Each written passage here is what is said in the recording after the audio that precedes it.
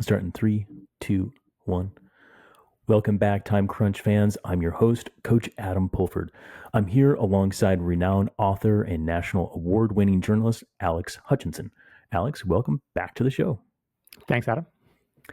So training for long-term success, it's applicable for junior athletes as well as master athletes.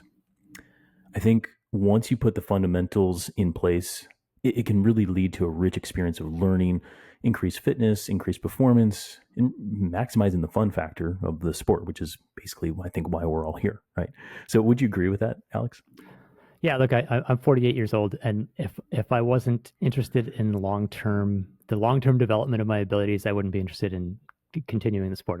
I'm still hoping to be building over a long period of time, and when I think about my training, it's not just about how's it going to make me feel today, but what's it going to do for me in 6 months or in 6 years or whatever the case may be. Exactly. And I think like all of our listeners here, all of you, the reason why you're here is for that exact same concept. You're not here just to crush the 10K that you have in 3 months. If you are, that's great. My overarching goal would be for you to catch the bug and go for a PR in 3 years from now as well. And that's really what I want to talk about today is that long-term successful training plan. Now, I won't pull any wool over anyone's eyes here, including Alex, because I'm simply borrowing some of his organized way of thinking and frameworks on long-term training success from an article that he wrote in the Sweat Science column from Outside Magazine. So if you haven't read anything from Alex, including this book that's behind me, called Endure, which is one of my all-time favorite books, highly suggested. But definitely for the shorter reads, go over to Outside Magazine, check out Sweat Science, or follow him on Instagram at Sweat Science, and you'll catch just a ton of information about the latest research in all things endurance sport, and he comes from a running background. So with that said, Alex, are you cool with us just basically borrowing/stealing from these 5 fundamentals, as I call them, for long-term training success? Absolutely, with the caveat that I will say that I borrowed them from an article I read in the Journal of Sports Sciences. A couple of researchers, Mark Williams and Nicola Hodges, they are motor science researchers or motor learning researchers, and they wrote, they've been writing about the application of motor learning research to sport for a couple decades now. And just last fall, they put together a big review paper that tried to summarize, like, we've got the motor learning community, we've got the coaching community, the sports coaching community. What are some things that we don't understand about each other? And they came up with 5 principles where they thought where they thought motor learning research had something really important to say that coaches should be aware of. And so let's use their ideas, but I won't pretend that I came up with them either. Perfect. And for all those motor learning nerds out there that are really getting excited, this podcast is for you. And for those motor learning, this is not like how to change your oil, right? This is how we learn skills, how we acquire physical skills in the world. Oh wait, really? We should. So sorry about your car, but we'll deal with that later. Awesome. Okay, so the five principles or the 5 fundamentals, I'll just name them real quick, and then we'll swing back to number 1, Alex, and I'll let you take it from there. So number 1 is balance performance with learning. Second one is choose quality over quantity. Number 3 is foster autonomy. Number 4, be specific. And then number 5 is respect the individual differences. And when I read all those, when I read the article, I was like, this is perfect. This is exactly like how we coach, or how we should coach, and how we should practice as an athlete. So Alex, to you, what do you mean by balanced performance with learning from the motor learning perspective as well as the actual application? Yeah, I mean, the simplest way to think about it, I think, is are you trying to win the workout, or are you trying to win the race? And so if I show up at a workout, am I doing everything I can to maximize my performance in that workout, or am I seeing it as a tool to some future outcome? And so let's say we would all agree that it wouldn't make a lot of sense if I tapered for every workout. If I was like, okay, I need to make sure I'm fully rested, so I'm going to take 3 days off before this workout so I can really nail the workout. And we'd say, well, okay, your workout's going to be a little better, but you're losing a bunch of training by not by tapering. And so you should be focused on long-term performance. Go into this workout a little bit tired. So that's one simple that's the general philosophy, that the workout is a means to an end, not an end in itself. And then from there you can say, well, what are the things we do that might shift our focus, to either towards performance in the workout or performance in the race. And in the motor learning literature, it turns out there's all sorts of factors. Like, as a coach, if you're spending all your effort telling athletes exactly what to do, giving them super specific guidance on how to execute this workout, they might have a better workout, but they've lost an opportunity. What the motor learning literature shows is that you're not setting them up as well to get lasting, to learn the lessons you're trying to teach them, because you're basically holding their hand through the workout. You're leading them through instead of having them learn how to get through whatever task it is you've set themselves. I like that, because like in the article you talked about the detailed instruction versus open instruction, and spoiler alert, you ended the article with what I thought to be a pretty good open instruction sort of application from your coach, where you were doing whatever workout and he told you to take the wristwatch off and throw it in the grass. Right. Yeah. So this is I trained for a while with Matt Centrowitz Sr., a former American record holder, who's a very old school and sort of intuitive based coach. And I as a science guy, we didn't always like see eye to eye on how training should work. And it took me a long time to sort of understand the merits of some of his approaches. And one of them was, I'd be doing these workouts with a pretty high powered group where we'd be taking turns on the lead. And, when he told you to run, if this mile isn't going to be in 4:40, that meant you should be doing each lap in 70, 70, 70, 70, and each half lap 35, 35. Like, he wanted you to be able to dial in the pace, because that's an important thing as a racer. So I would get super stressed about it. And I got to the point where I was checking my splits, like 100. If I was leading a rep, I'd check 100 meters in, I'd check 200 meters in, I'd check 300 meters in, I'd check 400. I was like a basket case. And eventually he like in the middle of a workout, he's like, hey, he could barely remember my name. So like, hey, Canadian, take off your watch, throw it in the infield. And I was in the middle of like a very hard mile rep, and I had to take off my watch and throw it into the infield. And my watch was like my best friend at the time. Having my watch off was terrible. Yeah. But it really, like, I look back and I'm like, that's the best thing he ever did for me. And he did that a few times. He forced me to take off my watch in the middle of workouts because I was too dependent on it. And that watch was making me nail the splits, or helping me nail the splits in the workout, but it wasn't helping me learn the skills that would enable me to nail my pace in a race. Yeah, it's a perfect example. Yeah. Okay, so if we choose quality over quantity, my brain is like, okay, in a world obsessed with zone 2 volume right now, and that's the end all be all, what do you have to say to those who say, no, it's quantity. I need all the volume in the world, Alex? Yeah. So, I mean, look, we had a discussion with this in our last conversation about quality. And so the key point to make here is that maybe zone 2 is high, for some person in some context, is a higher quality workout. Maybe a workout that keeps it easy is the highest quality workout, because quality is not synonymous with intensity. But the point is, are you doing the right workout? Are you doing the workout that is most appropriate for your long-term goals at this point?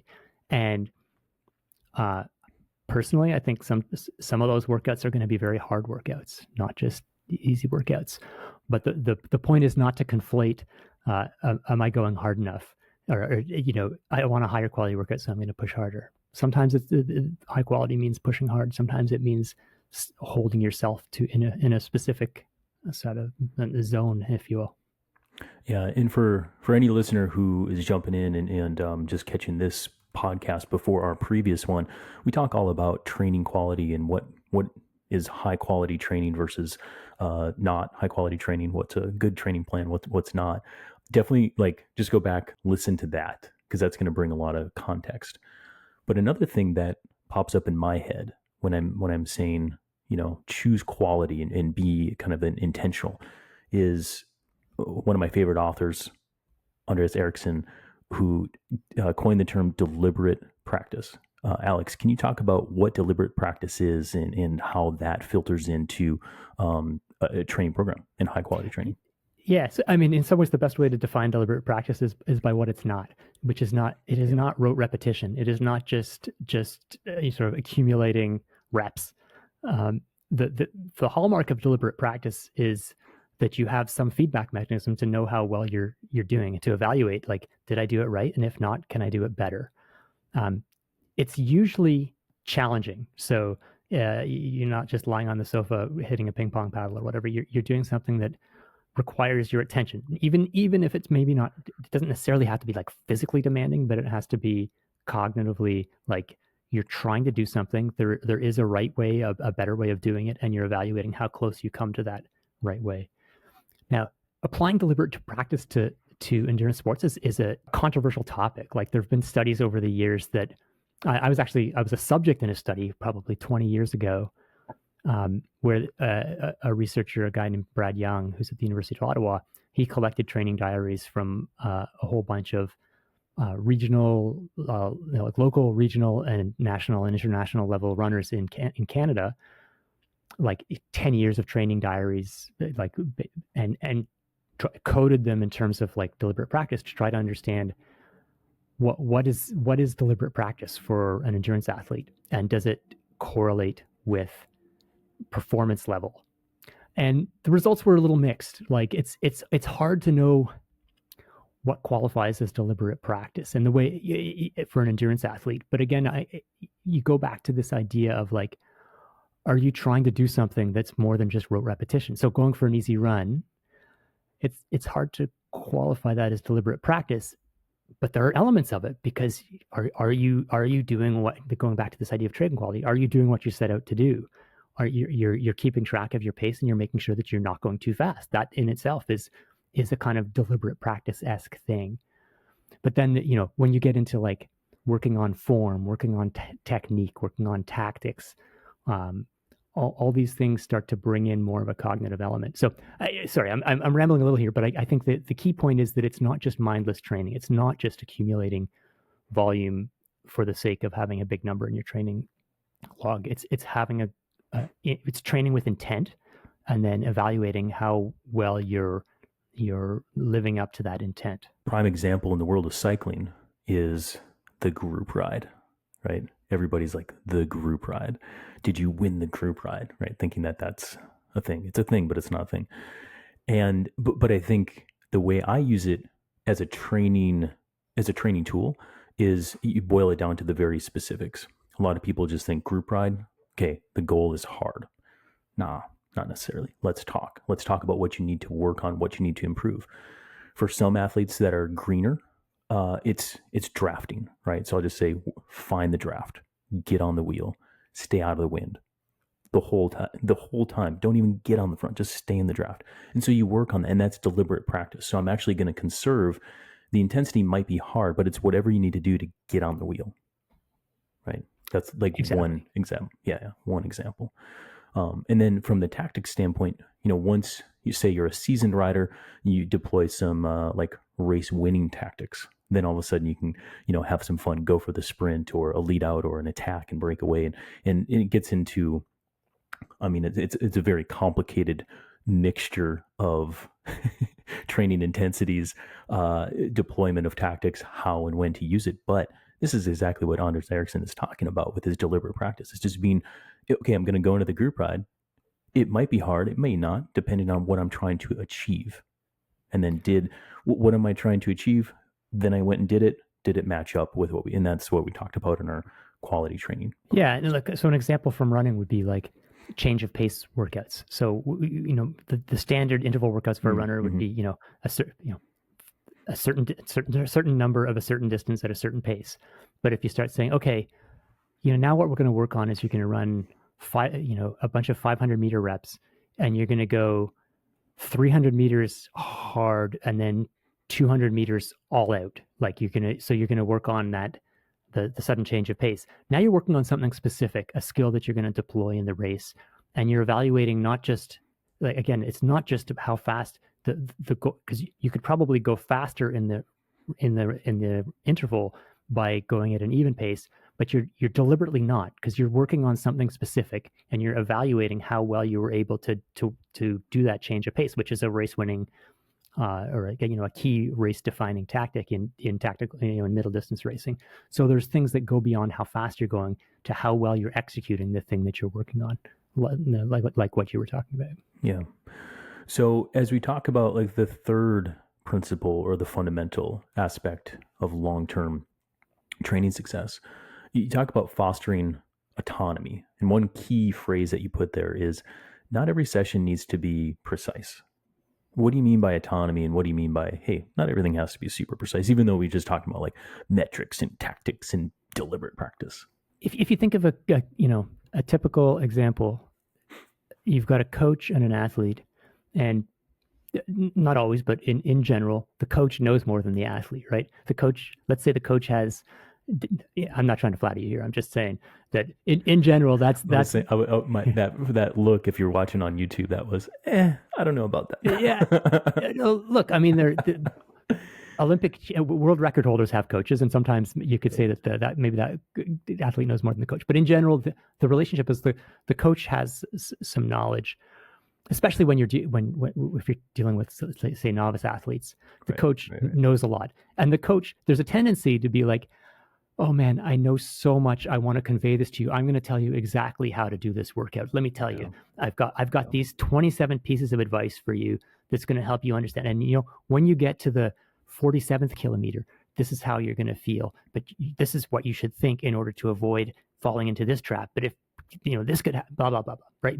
You can.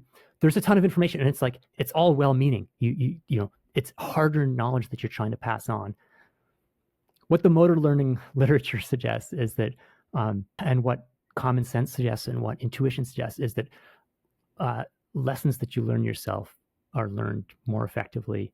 And so what the coach really should be trying to do is set up situations that allows the athlete to learn this lesson, because then the athlete will learn the lesson and you won't have to sit there holding the athlete's hand. So if you want the athlete to run a progression run where they get 10 seconds per mile faster with each mile, you can get on a bike and bike beside them and yell at them every time they speed up too much or speed up too little.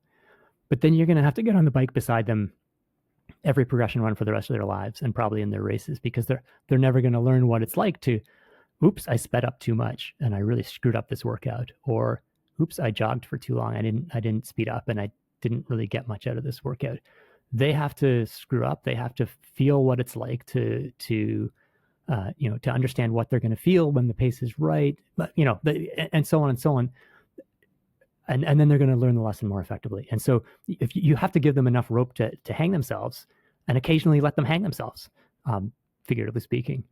And so you mentioning this idea of like not letting the workouts be a little looser. And so you have to be willing to let workouts go wrong even sometimes, in order for the athletes to learn how to do it right. Yeah, I couldn't agree with that more. And I'm not a heavy-handed coach by any means, really, and probably to my detriment sometimes, because I want that open. And it's probably because as an athlete or as a learner, I want open, like I want general context, and then go try and do, because that's probably how I learn more. So that's a little bit of how I coach. But to your end, again, there's a lot of learning that happens in try, fail, try again. And I think we talked about some of this in the when I talked about self-determined training, where I'll run scenarios on the week with the athlete. I'll type them sometimes on Training Peaks, or I'll tell them in person what we're trying to achieve. So if you feel this way, adjust that way. If you feel this way, adjust that way. And the same thing like in a race scenario, where we run scenarios of A, B, C, 1, 2, 3. And so you create a little bit of a mental map, so that when that happens in a race, I can then deploy it, try it, fail, then try again. So that autonomy really, I think, in my opinion, is the whiteboard for learning. Yeah, absolutely. And I think a lot of good coaches that I've read about or talked to, the sort of underlying philosophy is that they're essentially trying to make themselves obsolete, in the sense that they're trying to pass on the knowledge so that athletes can make the decisions. And at a certain point, there's a reason world record holders and Olympians still have coaches, because there's always a value for having someone outside your head and someone with different perspectives. But in terms of the nuts and bolts, if you've been in the sport or if you've been training for several years and you don't know, you have no idea what you should do tomorrow if nobody tells you. To me, that's kind of weird. Like, coaches shouldn't want to foster dependency in their athletes. They should want to, because the athletes are going to be better, and the coach athlete is going to be, relationship is going to be better if the athlete is gradually learning more and more and understanding and being able to sometimes say, you know what, I feel that I need this, and the coach, there's been some great examples recently in running. Hobbs Kessler, 1,500-meter runner, who's one of the great young hopes of American running. He got interested in doing this sort of threshold type training that's become popular, Norwegian style threshold training. He talked to his coach, Ron Warhurst, who's a veteran coach who's taken people to the Olympic podium with a particular a fairly high intensity approach. Warhurst has been around forever, but he was happy to say, "You want to try this? Yeah, let's give it a try. We'll make some adaptations." And so that sort of dialogue can allow people coaches and athletes to explore different approaches. And you know what? Maybe for Kessler, he's running really well this year, but if he was running like crap, he would maybe go back and say, well, we tried this and it didn't work, but he'd have greater confidence in what he was doing for having had the freedom to try things, whether they worked or not, to not just be locked into, God said on Thursdays, you do this workout, and therefore I'm going to do that workout on Thursdays. Yeah, that's it. So the fourth principle here is be specific. We already talked about this a little bit with your some of the run intervals where you get a little bit more surgy rather than running an even pace. And I talked about the group ride interaction. But anything else that you want to add to like specificity of training and how that should be implemented into a training program? Yeah, this is an interesting one because this is the one where I think there was the most tension between what people, what motor learning researchers think about and how endurance athletes and coaches think. So the motor learning people are like, you have to practice exactly what you're going to do. Whereas endurance coaches and athletes are like, yeah, I can't go out and race a marathon 3 times a week to prepare for a marathon. I can't like there's only so much race specificity I can do, and I don't, and that's maybe not necessarily. So I think we have to maybe distinguish between learning skills and physiological adaptation. So I don't think what the message we should take from this is go out and, if you want to race a 5K, just race a 5K 3 times a week. But I do think what the point is, we anything you encounter in a race, all the challenges and situations, it's helpful if you can encounter them and become familiar with them in some capacity during your training. If you can break down elements of the challenges. So, and one example they give is that competition, even let's say you're a basketball team and you're preparing to play basketball games. You could say, well, if we want to prepare to basketball games, all we should do is play basketball games. Now there's problems inherent in that we can all see right away. But one of them is that you can scrimmage every day of the week, and that's not going to truly be the same as playing a basketball game. Shooting a foul shot in an empty gym against your friends is not the same as being on the line with a bunch of people screaming at you in the game on the line. So even just the stress of competition is something, and this is for endurance athletes, this is a crucial thing. It's like, I did 20 long runs, all of them over 20 miles, and I never once had diarrhea. And then I went to the marathon and immediately I pooped my pants or whatever. Well, it's like, yeah, that's because you were nervous. Your digestive system shut down because everything changes when you're in competition. So you want to find ways of simulating different aspects of competition. And like one of the examples that popped to mind when I read this is a friend who sometimes his coach, like once a season or so, they would be about to do a track workout. They'd do their warm up, go through their routines, go onto the track, and then the coach would say, okay, everyone, go sit on that bench over there. Lightning delay or, schedule delay. Mm-hmm. And you'd be like, what? Mm-hmm. And so, but whatever, they'd go and sit on the bench and they'd sit there for 10 minutes. And then the coach would, or 15 minutes or whatever. And then the coach would say, okay, first interval, let's go. And that's kind of annoying, but anyone who's ever, been in a competitive situation knows that these things happen, right? And so some people lose their mind when things get delayed or out of schedule. Some people are just like, yeah, I'm okay for this. And so this wasn't simulating a race, but it was simulating one aspect of a race, so that when you get into the race, you're less likely to freak out, and you're more prepared for it. That's clutch. And I do the same thing. Like if I'm with a group ride, or if I'm on a group ride with an athlete and something like that happens, like road construction, or there's like a big car or something like that, like this is perfect, right? Because when a race gets neutralized in cycling, right, the pace slows, everything kind of comes back together to make sure that the road is safe for us to proceed, right? People probably saw that in Tour de France. It happens at the local level as well. You got to be ready for it, because it can really kill the mojo. But if you can simulate in training, you can get there, mentally wrap your brain around it, and then go again. Kind of that other kind of like specificity of training. I mean, it's a principle of training in itself. Okay, it's something that good coaches and athletes should consider in their training programming. And I think too, it lends itself toward like energy system training, like how hard, what is the pacing to replicate a certain perceived effort, a certain stride rate, a certain kind of repeatedly powered effort once we get up to that training. Because if you enter in the race and you haven't done this intensity, you're screwed, right? And this is where the people who think that they can just ride or run long and then turn up to the race and perform well. Well, I did 40 hours of training.